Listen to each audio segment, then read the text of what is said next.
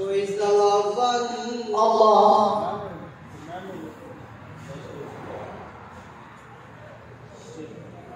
Who is the Lord one?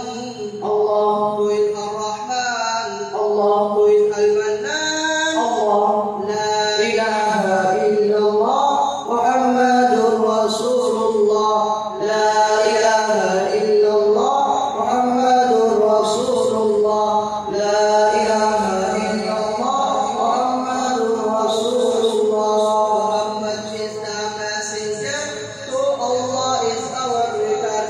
La ilaha illallah Muhammadur Rasulullah. La ilaha illallah Muhammadur Rasulullah. La ilaha illallah Muhammadur Rasulullah. All praise is due to the one and the only. He is the master of our creation. He is the sustainer and the maintainer of the whole universe. La ilaha illallah Muhammadur Rasulullah.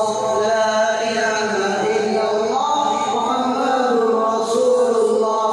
La ilaha illallah Muhammadur Rasulullah. Muhammad is the messenger, to Allah is our return.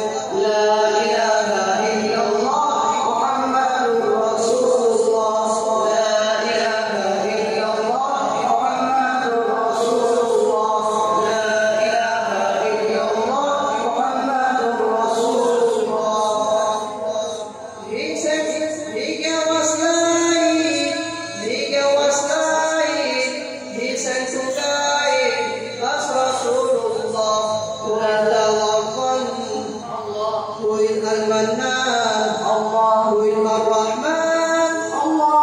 Allah, Allahu Akbar. Who is the Lord one? Allah. Who is Ar-Rahman? Allah. Who is Al-Mannan? Allah. La ilaha illallah Muhammadur Rasulullah. La ilaha illallah Muhammadur Rasulullah.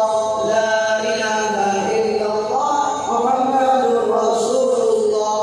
Muhammad is the messenger, to Allah is our return. La ilaha illallah Muhammadur Rasulullah. La ilaha illallah Muhammadur Rasulullah.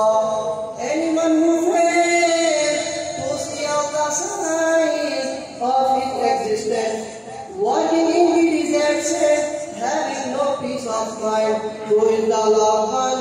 Allah. Who is Ar-Rahman?